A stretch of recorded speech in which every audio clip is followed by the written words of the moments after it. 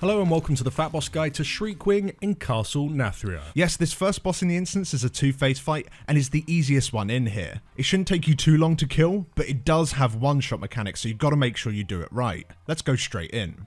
So on the pool, you'll want to position the boss between the two pillars close to where the boss spawns and face him towards the middle.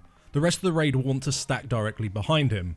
From this point, the raid will want to swap between two locations. The boss will target a non-tank player and cast Echoing Screech. Afterwards, he'll face in the direction of that player and send out rings that will bounce off the walls and pillars within the room until they despawn a little while later. By having the entire raid directly behind him, the Screech is guaranteed to go in this direction away from the middle of the room, allowing the raid to move to one side of the boss the moment the cast starts, allowing you to ignore most if not all of the rings, as the majority will despawn before they even get close to you. After a while of being in this new location, the boss will cast Ear-Splitting Screech.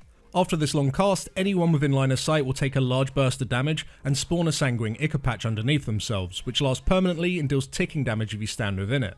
So just before the cast finishes, the entire raid will want to use the nearby pillar to line of sight the boss, and afterwards you'll immediately want to return to the first location you stood on, ready to bait the Echoing Screech for a second time. After doing that little dance twice, phase 2 will begin. But before we get to that, there are a few other things to be wary of whilst dancing between the two locations. The raid will occasionally be debuffed with Wave of Blood, which is a moderate dot. Healers, you'll want to focus tanks primarily when this comes out, as it can overlap with a tank hit Exsanguinating Bite. This deals large physical damage on the tank, but also applies a 10 stack debuff, increasing the physical damage you take by 5% per stack, but importantly reduces the healing you receive by 10% per stack. So immediately after the hit, you're healing immune. So making sure you're completely top beforehand and use some form of cooldown before your hit is a really good idea. And afterwards, your stacks will slowly drop one by one and you'll want the other tank to taunt off you. As for the raid, random people will be debuffed with echolocation. When this expires 8 seconds later, the player will do a burst of damage to all players within 8 yards of them and spawn one of the ichor pools. You'll want your debuff to expire on the edges of the room just to keep the play space clear. Last to mention is the Blind Swipe. This is targeted at a random player in melee, dealing a burst of damage in a 12-yard long cone after the cast. For the most part, this can be ignored, but if damage from it does become a problem for whatever reason, then you can dodge it or simply just have your ranged in healer camp 12 yards away from the boss. That way it'll only ever damage melee players. Once you've got the hang of all of that, and the boss reaches 100% energy, phase 2 will begin.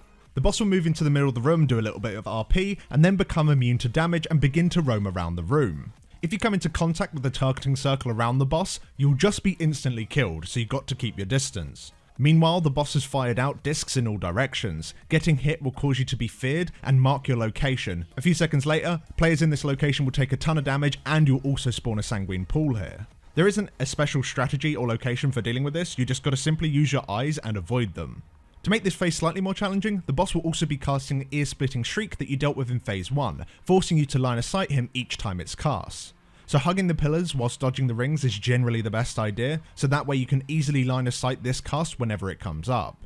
After dealing with that for a while, the boss will calm down and the discs will despawn, and phase 1 will begin again, and from here the fight repeats. You want to make sure you go straight back to your original position, but if that entire location happens to be covered in goo because someone made a mistake, feel free to use the opposite side of the room or any clear pillar. As long as you maintain the same position, you'll be absolutely fine. And that's the fight.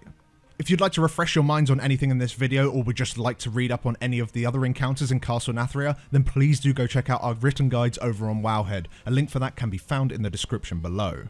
And before you go, make sure you check out our sponsor, CurseForge. If you're looking for a place to search for add-ons and install them really fast, the new CurseForge has you completely covered. It's incredibly easy to use, you can browse for your favourite add-ons, and always keep your existing add-ons updated with a single click, which is obviously extremely useful for add-ons like Deadly Boss Mods and Bigwigs, as they are going to be frequently updated at the start of a new raid tier. Better yet, CurseForge is completely free, and using it not only helps us, but additionally supports the mod authors on the platform. So show some love and download it today. We have a list of add-ons that we use for raiding and what we recommend you should try in the description below, so go have a look. Thank you very much for watching, and we shall see you all in the next one. Thanks for watching.